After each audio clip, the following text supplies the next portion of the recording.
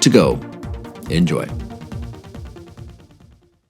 My guest today is Christie Aschwanden, the former lead science writer at FiveThirtyEight and former health columnist for the Washington Post. A finalist for the National Magazine Award, her writing has appeared in Outside, Discover, Smithsonian, and the Oprah magazine. She was a high school state champion in the 1,600-meter run, a national collegiate cycling champion, and an elite cross-country skier with Team Rossignol. She lives and occasionally still races in western Colorado. Christie, thanks so much for taking the time today. Thanks for having me. Listen, I can't wait to dive into all things recovery here, but maybe before we jump in, you can give folks a little bit more of your background and your journey to where you are today. Sure. So I started off as a runner. I've kind of been a lifelong runner, I guess I'd say. It was my first sport. I started in high school.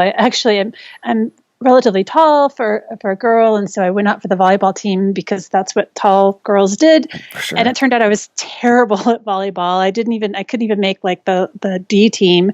So I went out for the cross country team because they took everyone, and it turned out that's sort of how I found out that I was a good runner. And so I went to University of Colorado to run track and cross country there and got injured my first year. And while I was redshirting the first track season, I started cycling and also cross country skiing. And the next thing I knew, I was doing those sports as well. So it's been a little bit of a journey. I was a pretty serious bike racer for a bit. And then cross country skiing is the thing that I've probably done at the most elite level. I lived over in Europe for a while, racing over there, also across North America with the Rossignol team. It's something I still do here and there. But yeah, that's kind of my background. And my interest in recovery really stems from my own athletic experience. When I look back on my athletic career, I realized that recovery is the one thing that I never quite managed to get right. And looking back, I can see that it was something that sort of limited my ability to reach my potential. There were so many seasons where I thought, oh, I just had really bad luck. I happened to get sick or injured, right as I was getting fit. And in retrospect, I can see that it wasn't just bad luck. It was me, not giving myself enough recovery time or sort of trying to wish myself well when I had an injury and sort of being impatient.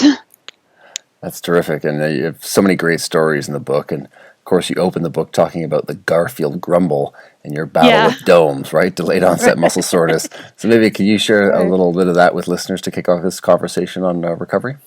Yeah, so I guess I should say what I've learned is that when researchers want to study delayed onset muscle soreness or DOMS in the lab, what they do is they make people run downhill, or sometimes they'll have them do sort of box jumps in reverse, so they jump down.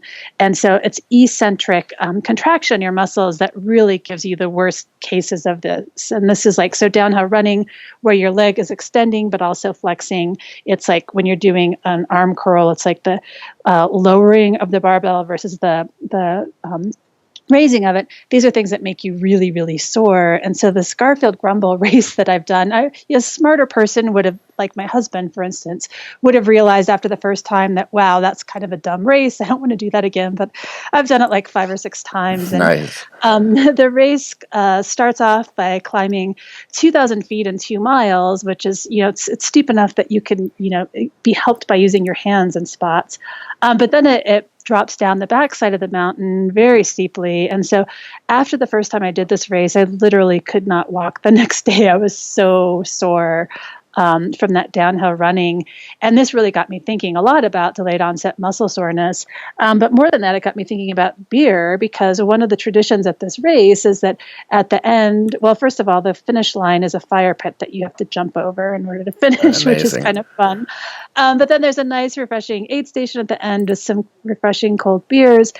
And, I started wondering whether the beer might have something to do with the soreness. So, of course, in retrospect, I also realized that, the soreness is really coming from the downhill running. But the question here, I think that alcohol is a little bit like coffee, in that, it's a little bit mind-altering. It's very pleasant. And so we sort of have this sneaking suspicion that it might be bad for us, even as we secretly hope that it's good for us. Definitely.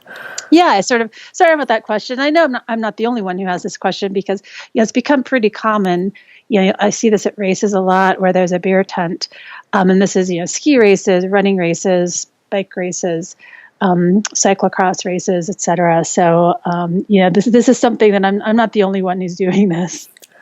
Yeah, I mean, definitely, especially on the beer front, recently at the Olympics, the German Olympic team, which you touch on in the book as well, is idea of consuming non-alcoholic or very low alcohol beer as a rehydrating strategy, which is, if we kind of shift gears here to the hydration side of things. And you did a little experiment on this as well to try to answer that question that you just posed there. Everyone is really hoping that we're going to get some, whether it's the polyphenols in beer, some kind of rehydration benefit. So can you tell us a bit about how beer was stacking up as a recovery drink? Yeah, sure. So I start the book with, the first chapter is about this beer and running question. And then the study that I did, I teamed up with some really good researchers at Colorado Mesa University out here in Western Colorado. And we, tried to answer this question: is beer, good or bad for recovery? Like, does it impair recovery, or could it even enhance it? And so we set up this study to try and study, to answer this question.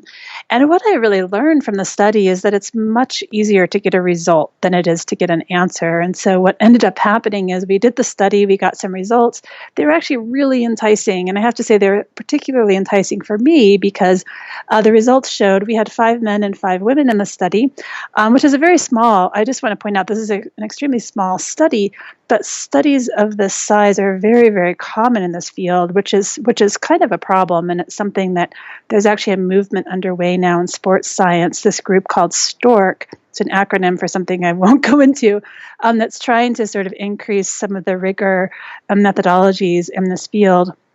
But anyway, back to our study, we had 2 groups, men and women, and it turned out our results showed that women seemed to do better after drinking beer. So in other words, when they drank beer after the hard run, the next day they performed better after having the beer, whereas men, on the other hand, were exactly the opposite. And it was for both women were about 20% better, and men were about 20% worse, the day after they had recovered with the beer. And so, for me, this was like exactly what I wanted to hear, right? Because it's like, okay, beer is great for me. I can tell my husband, sorry, you're the designated driver. This is science speaking. But there was just one problem, which was I couldn't believe it. And the reason I couldn't believe it is I was part of the study, in addition to having been in on some of the planning and whatnot.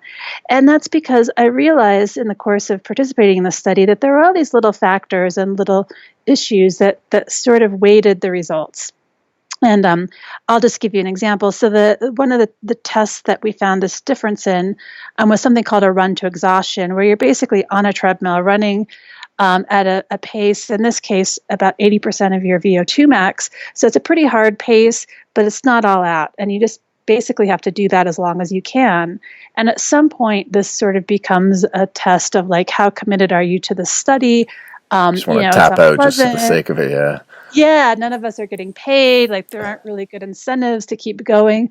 But the other really big problem that I found, and this was something that was true throughout all of these, I read hundreds, perhaps as many as 1,000 research papers and studies while researching this book. And what I found is that, even in studies like ours, that where there was the best intention to be double-blind and placebo-controlled, it's really, really hard to keep participants from knowing when they're getting the real beer versus the placebo beer. So like our placebo condition, every runner did the study twice under 2 conditions. One was where they got the actual beer, and the other was when they got a non-alcoholic beer. And everyone could figure out which condition they were in. And so, it's really hard. And so there is definitely incentive. At some point you have to decide, how you're going to go. And if you're expecting that the beer is going to make you worse, then maybe that's sort of license to quit early. On the other hand, you could imagine the reverse. There were some other issues. I mean, I describe this in much greater detail in the book, but I think the takeaway here is it just sort of sheds light on the fact that although science is the most powerful tool that we have for understanding the world, and I truly believe that, I mean, it's the most reliable way we have of studying these things and understanding them, it's an incremental process, and it's really hard to answer even a simple question with a single study. And it's really, science is an iterative process, and you really need multiple studies under different conditions, and sort of looking at, at the end of the study, you need to say, okay, we have this result, how could it be wrong? And what are some ways we need to study it again to sort of address those issues or those potential problems? And so, I think what I came came away with was a little bit more skepticism for studies, and not skepticism for science, but just a little more skepticism when someone says, okay, there's a study that shows this and therefore that's the truth, and we know that this thing works. I'm a little bit more apprehensive and a little reluctant to believe it until I see, more than even a couple studies. Yeah, 100%. I mean, it's definitely something that obviously studies in sports medicine are difficult to do in terms of recruiting the numbers. And as you mentioned, it brings in that problem with really being able to power these things. And of course, something that's been traditionally used for decades and decades and decades is icing, which is a staple today still in performance circles. And you talk about the RICE protocol, which is obviously rest, elevation, compression, ice, popularized by Gabe Merkin. And many years later, as you mentioned there, the scientific process, new research is coming out, and he's changed his mind on the impact of icing and how it impacts cytokines, inflammation. Can you share a bit more about that?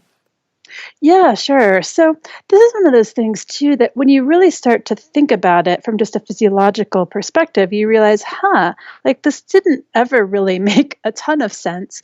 So the idea here with icing is that you're reducing inflammation and that you're somehow going to address inflammation and reduce swelling and all this stuff.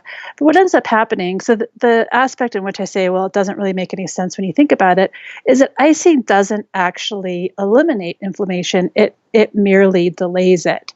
And so you're sort of, when you ice something, it reduces blood flow to that area. So the blood flow stops, but that just sort of delays the inevitable.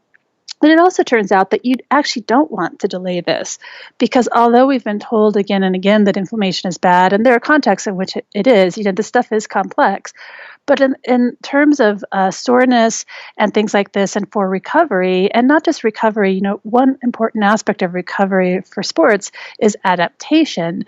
And in order to get that adaptation, you need the inflammatory process. I mean, inflammation is part of your body's way of healing. And so what you're doing when you're reducing inflammation or trying to stop it is you're actually blocking the healing process, which is exactly the opposite of what you want to be doing.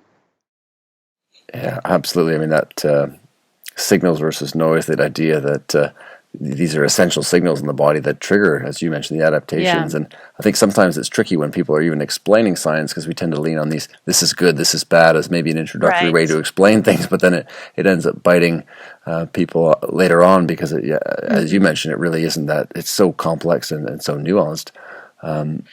And if it really is. It really is. And I think that, we need to get away from this black and white thinking too. I mean, the world is a complex place, and particularly human physiology is extremely complex. And so when you're being given very simple answers, there's a good chance that even if they're right, they're oversimplified.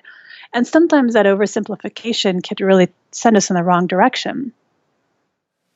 100%. And this is definitely where, we get into new developments, novelty. Some of it, technology can be tremendous for supporting performance, for supporting recovery. Sometimes it's just a fad that comes and goes. If we continue down this sort of Cold War rabbit hole here and talk cryotherapy, I've had it done before, but I'd like to hear a little bit about your experience, which you share in the book, and some of the claims made by manufacturers and what you found in the research. Yeah, so cryotherapy is something that's really become trendy.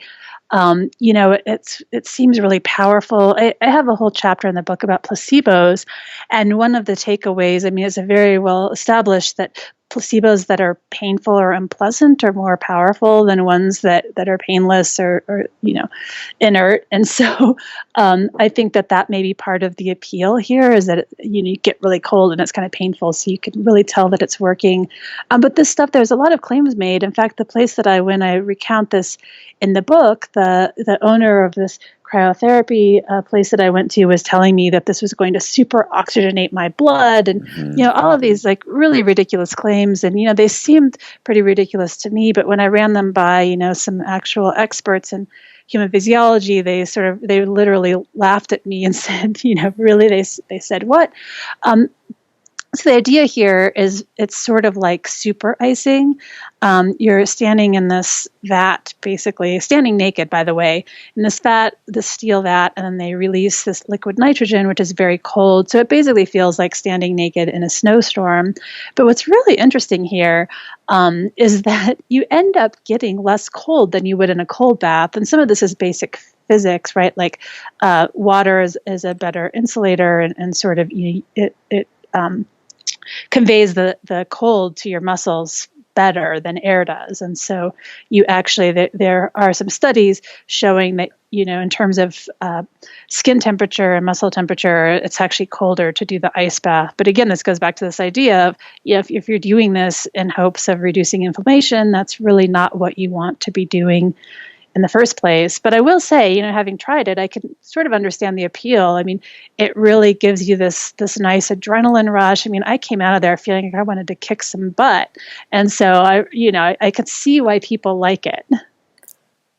Yeah, it is interesting, that idea around the cold baths, the same core temperature as you would get from cryotherapy, although not quite the wow factor of the minus 200, right, that you see register there. And it is interesting, obviously, and you touch on this as well, I believe, in the book, is just that compliance factor of, even at the elite level, in terms of some performance teams and professional sport using cryotherapy, because it's, a lot easier to get a guy to go in for 2 or 3 minutes than jump in the ice bath for 12 or 15, although, in some sports it's more that culture to kind of grin and bear it and get through it. So it is interesting to see the different dynamics in different sports.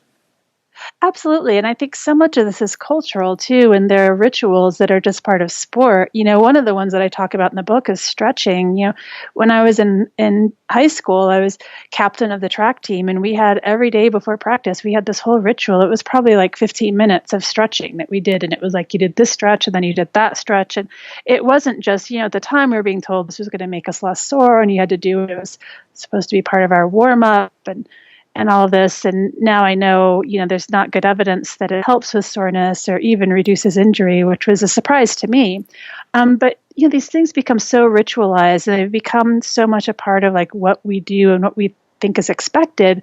And I can see how there's some benefit to that in some instances. So for instance, this high school situation, it was sort of a team bonding experience. We're all together doing the same thing. It was a time when we could sort of chat and socialize, and that has other benefits.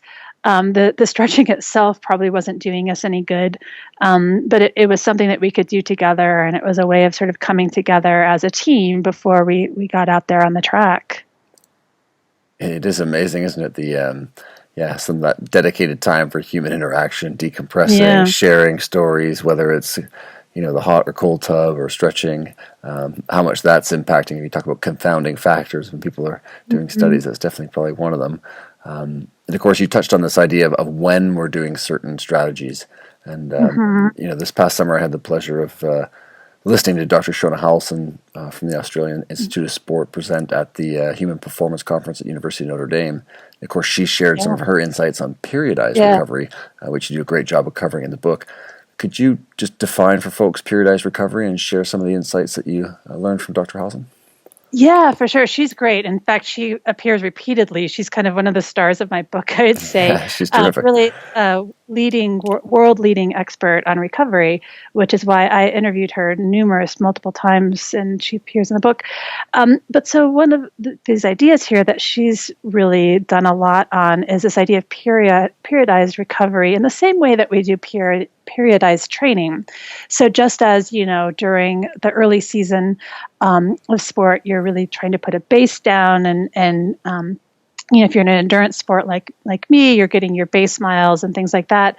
So here, the idea is that with recovery, you want those recovery things that you're doing to address sort of the state of training that you're in. So in the early season, outside of the competition season, what you're really trying to do is force adaptations.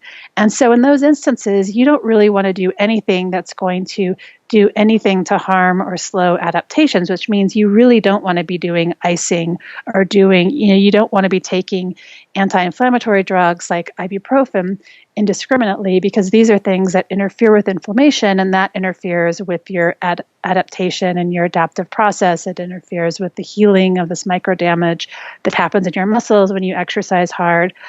On the other hand, in the middle of competition, and particularly in the middle of, if you are in a sport like swimming or track and field, or even something like CrossFit, where you're doing multiple events in very short order, it may be that, your short-term goal there is just to feel better in the short term, and you don't really care about adaptations because you're just going to perform again. You don't care about, how you're doing 2 weeks from now.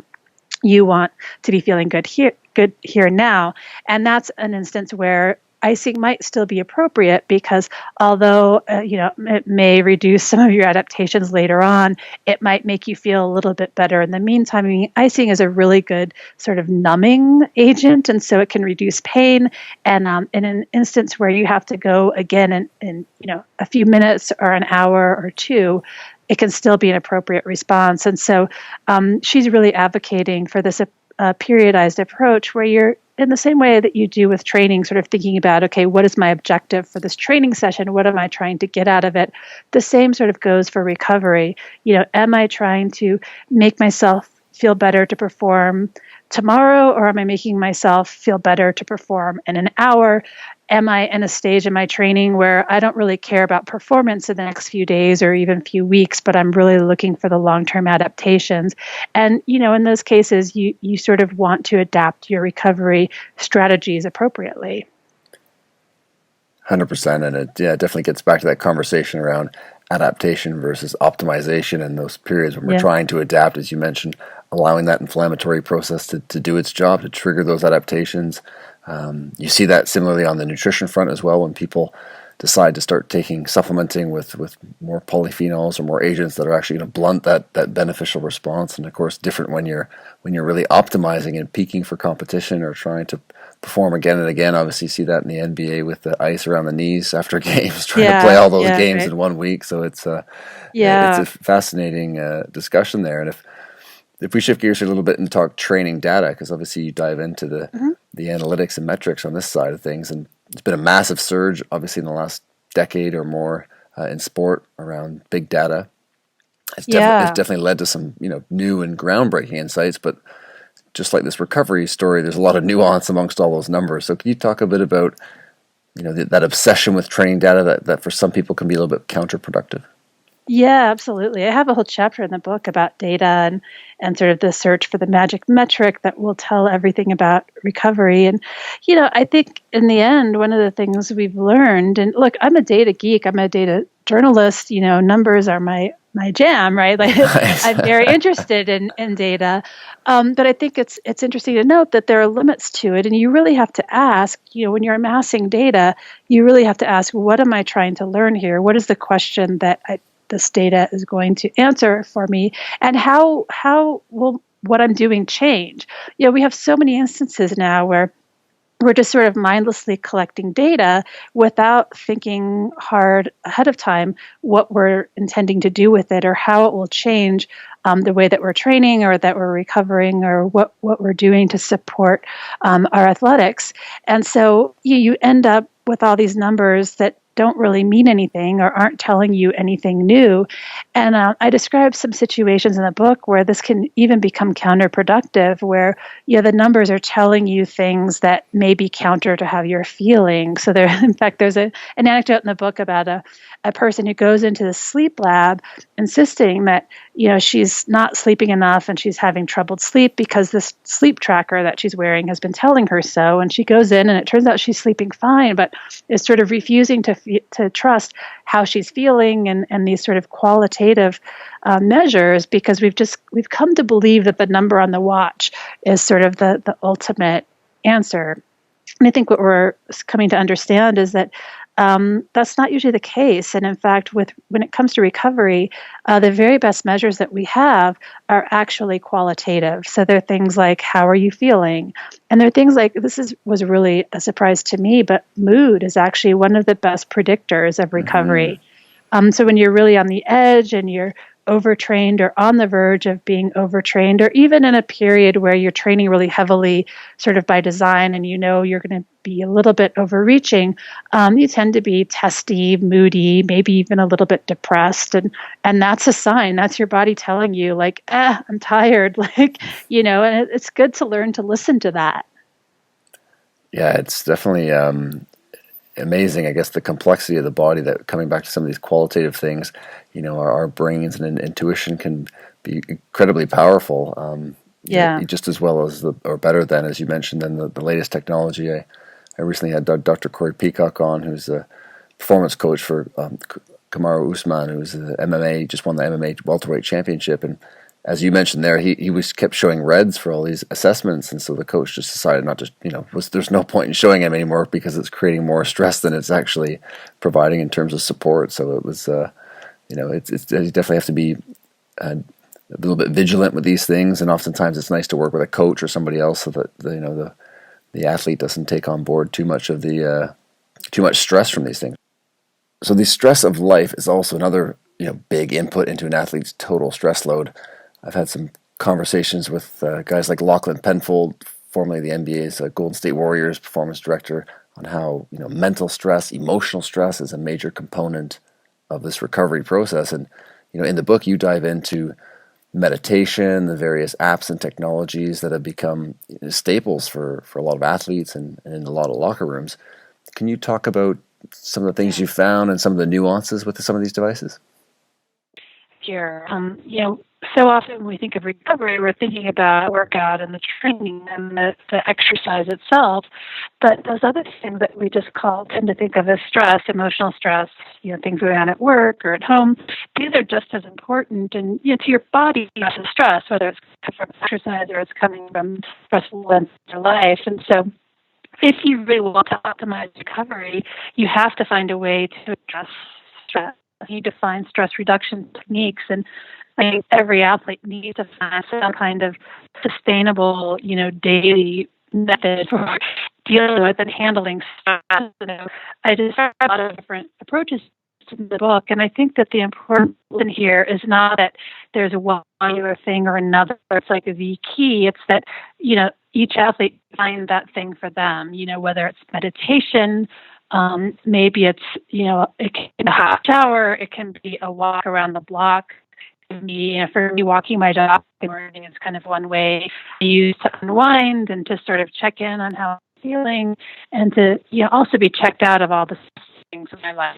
That's really pleasant, enjoyable, and just having some sort of ritual in your life that helps you. Stress is just extremely important, and it's part of the recovery process. It's amazing all the different recovery modalities that you obviously explored and dive into deeply in your research and in the book. So obviously I'm curious for yourself in terms of how, this whole journey has influenced your recovery process. Are there certain things that you've added in and others that maybe you've tossed aside? Yeah.